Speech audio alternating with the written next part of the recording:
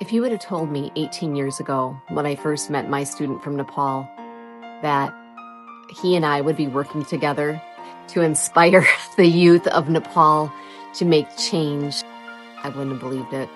But that's the magic of how life works. You may have seen my previous episode, Nepal in Flames, where I had to break an 18-year promise to visit my student in Nepal. And sadly, I had to break that promise. Just as I was preparing for my trip to Nepal, the nation was gripped by a powerful youth-led uprising, and what started as peaceful protest turned into a national crisis, leaving 70 people dead and over 2,000 people injured. The story did not receive a lot of press, and if you don't know it, I highly encourage you to watch my previous episode, Nepal in Flames, so you can learn about it. It's something that the world needs to know about. And through this terrible tragedy, with so many lives lost and so much destruction, something extraordinary happened. Hope emerged. And through the rubble, this powerful movement of youth came together with courage and clarity. And not only did they change the course of Nepal's history, they set an example for youth around the world. And though I can't go to Nepal, which is very unfortunate, I've been in close contact with my student, and it's been wonderful. We've been talking about the continuation of how the story has developed since the protests, and he wants me to share with you that he thanks you from the very bottom of his heart. He told me, Miss Allen, this story needs to be shared with the world, and I thank you for doing so. And he's very much a part of helping me write this story, of helping me understand what's happening and giving me facts and information. So I cannot say his name, unfortunately, or his location because I need to protect his identity, but he is very much a part of this. And he told me, Miss Allen, you taught us to do this. And I said, well, what do you mean? And he said, don't you remember in class when we were supposed to be doing our homework and our studies, all you could talk about was that incident to the African American kids. And it was really unfortunate at that time. There was an active KKK group, which they referred to themselves as the Hicks, and they were doing hateful crimes against African Americans in the school and putting deer carcasses on the lawn of those kids' homes. And I was so angry about it. And I taught my students to always stand up for their rights and to be very proud of their culture and their heritage, that it was very special to speak two or more languages and to be bilingual, bicultural, multilingual, multicultural, which most of the other students of the high school were not. And my student was so excited, even though his country was suffering through so much, and he personally had suffered. He said, Miss Allen, we're really doing it. We are changing the world. This is going to go down in history. We are living our dream. And I thought, wow, that made me so happy. And it's really come full circle because my student is now a teacher, and he is inspiring the next generation, guiding them to stand up for themselves and to think critically and to speak with courage. So I'm so proud of him. And we have actually been collaborating. He set up an interview with one of his students, a young nurse from Nepal learning English. And I proudly refer to her as my grand student. And though I wish I could play the interview for you, I wish you could see her eyes beaming with pride and her soft, angelic voice bursting with enthusiasm and hope and courage. But I can't. I need to protect her identity.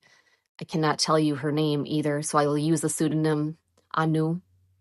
But she represents the heartbeat and the voice of the movement.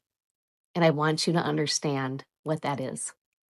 So she explained how the movement began, and she actually received an invitation on TikTok to join the Gen Z movement. And just so you're aware, the age demographic of Gen Z generation is age 14 to 28. So this youth group had been scrolling through media, noting how politicians of Nepal and their children were leading very luxurious lifestyles and boasting about it, while other Nepalese youth and families were just struggling to get by.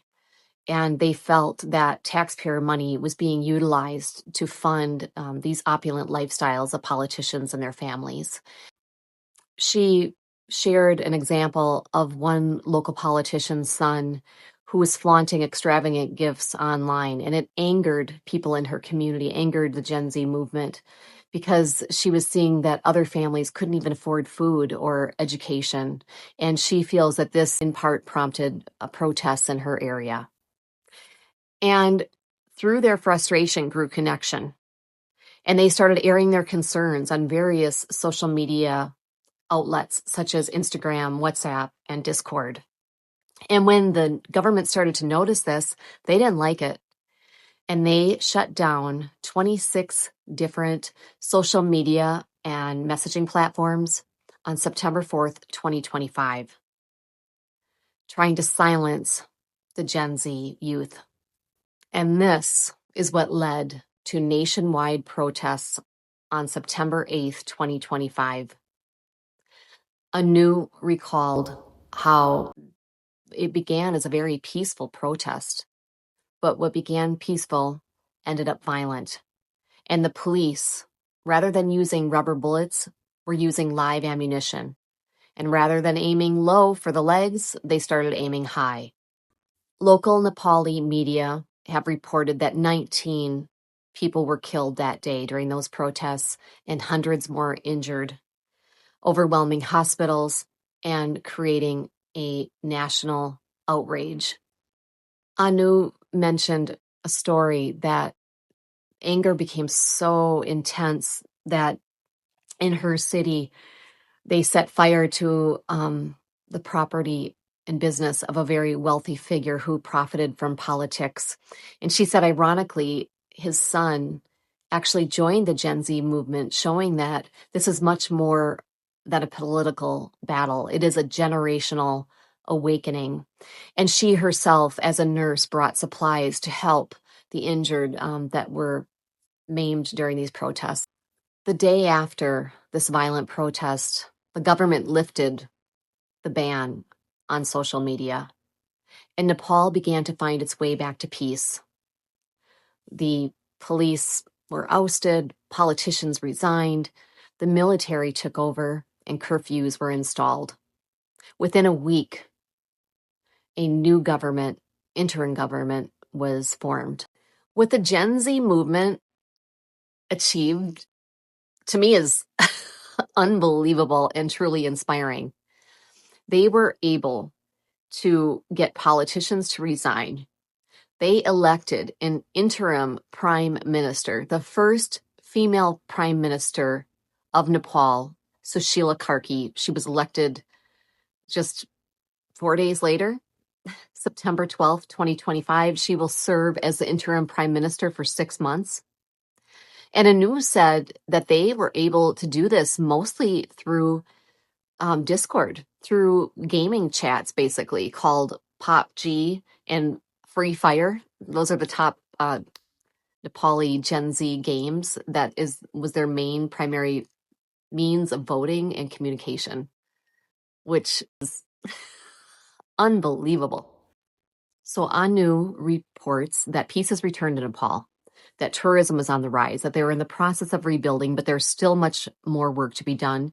She said she is aware of a protest that's being organized right now, and they're going to protest against the fact that they have to take exams that they had already taken, that those exams were lost because they were burned. If you're not aware, a lot of the government structures and people's property were burned during the protest. Actually, 1/3 of Nepal's government buildings were burned.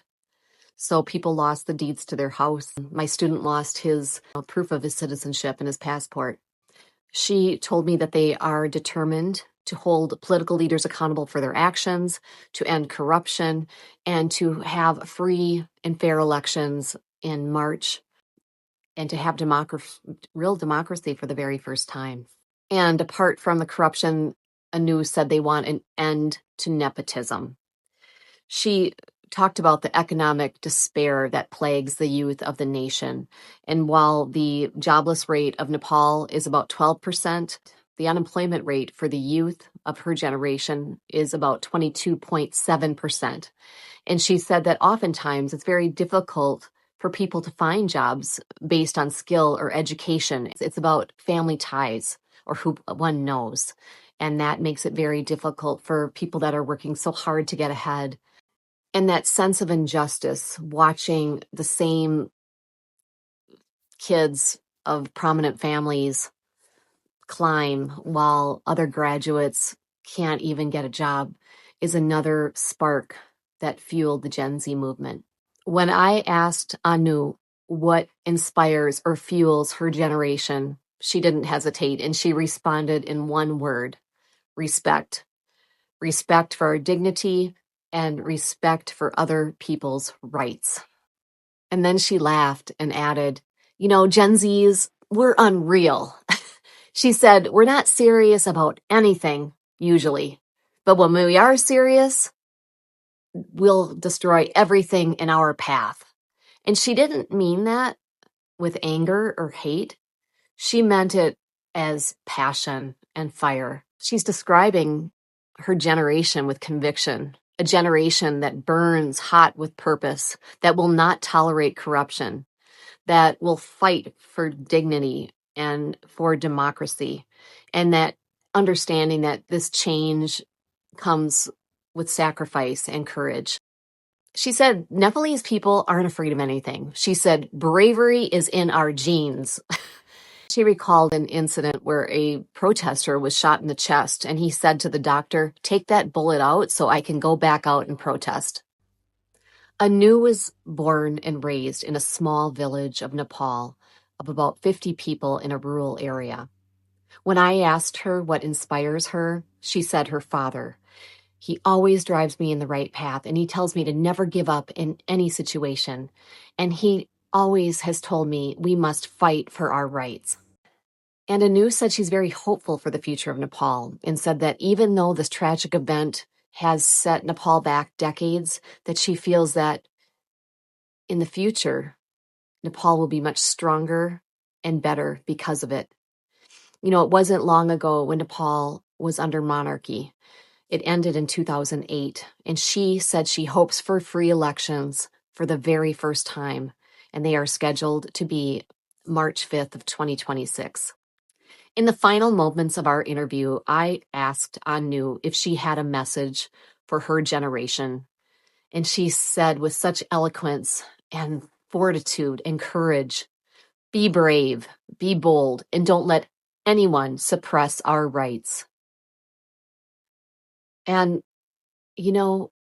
I think about the Generation Z in America, and you can draw many parallels of what's happening there in the US. And so many youth that I have talked to, that I've observed, feel they don't have a voice. They feel they can't make change. They feel helpless. They feel hopeless. And so they don't act. People don't necessarily vote because they feel it doesn't matter. And here you have Nepal, which is the size of the state of Arkansas, approximately, nestled in the Himalayas, landlocked by big China, big India. And they have shown the world that the power lies in the youth, and that change is possible, and that our democracy depends on action and courage and connection. Listening to Anu, I realized that promise I made to visit Nepal wasn't really broken. It was transformed. Because the courage I hoped to witness during that great adventure found me first. In the voice of my student, in the voice of a young woman, and in the voice of a generation that refused to be silent. Thank you for joining me today, and please share this story and subscribe so we can bring the story of Nepal to the world. I'm Dr. Sarah Allen, and you're on a little bit of magic, and may peace and a better future come to Nepal and to our world.